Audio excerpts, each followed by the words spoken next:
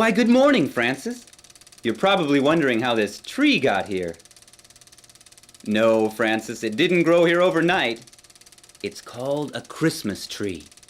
Has your teacher at school taught you about Christmas yet? Come here, Francis, and I'll try to explain Christmas to you. And how this tree got here.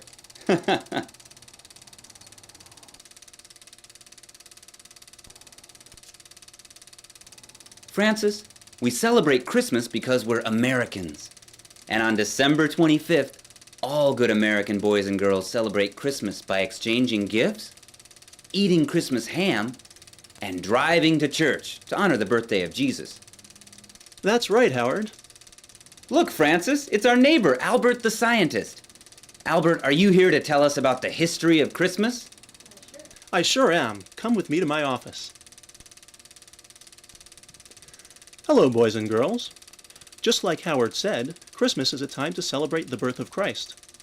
Of course, no one actually knows when Jesus was born, so the birth of Christ was assigned the date of the winter solstice, because on this day, as the sun began its return to the northern skies, pagan devotees of Mithra celebrated the birthday of the invincible sun. Let's take a look at some of the fundamental elements of Christmas. Here we see a gift wrapped in decorative paper, a jolly fat man named Santa Claus, and sweet, sweet ham for Christmas dinner. Let's take a closer look. I wonder what we'll see with the magnifying glass of science. Hello, Albert. Why, look who it is. It's Rodney, the Christmas snowflake. Rodney, can you tell us about this Christmas present? I sure can, Albert. Leading up to Christmas morning on December 25th, boys and girls and mums and dads all spend time buying nice gifts for their family and friends. They buy toys, books, clothes, stationery, appliances, phonographs, and all kinds of things you can find at big department stores. After purchasing the nice gifts, they spend time wrapping them in colourful paper. That way, when Christmas morning comes, the boys and girls and mums and dads are pleasantly surprised. Thanks, Rodney. But that's not all there is to Christmas. There's also this fellow, Santa Claus.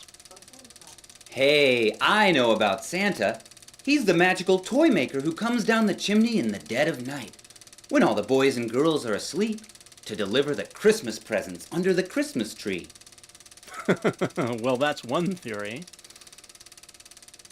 Some of us historians think that Santa Claus was actually a real live bishop from the 3rd century named Nicholas. Saint Nicholas, as the townspeople called him, was born in 260 AD in a Turkish coastal town. He was known for his love of children and sailors. Some say that he gave 3 bags of gold to a poor father who had no money for his 3 daughters' dowry. That generous act saved those girls from a life of slavery and prostitution. Ever since then, Saint Nicholas has been celebrated on Christmas for his generosity. Hey, aren't you forgetting about someone? What's that? Oh yes, Black Peter. How could I forget? Every year, all the little boys and girls watch St. Nicholas travel to Holland from Spain with his Negro servant, Black Peter.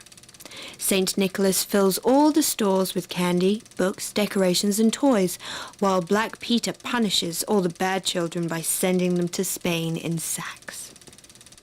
So you'd better be good, for goodness sake. You're awfully lucky to be an American, Francis. Not all kids can celebrate Christmas. Children in some other countries don't believe in Santa Claus, or in giving gifts to their loved ones, or eating the Christmas glazed ham. Countries like Pakistan, Sudan, Iran, North Korea, Cambodia, Lithuania.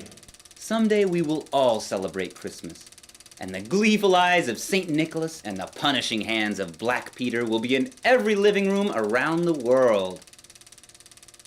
There are a few more elements to Christmas I forgot to mention, like carols, candy canes, snowmen, stockings, gingerbread men, advent calendars, but we're out of time, so we'll talk about all those things in the next episode.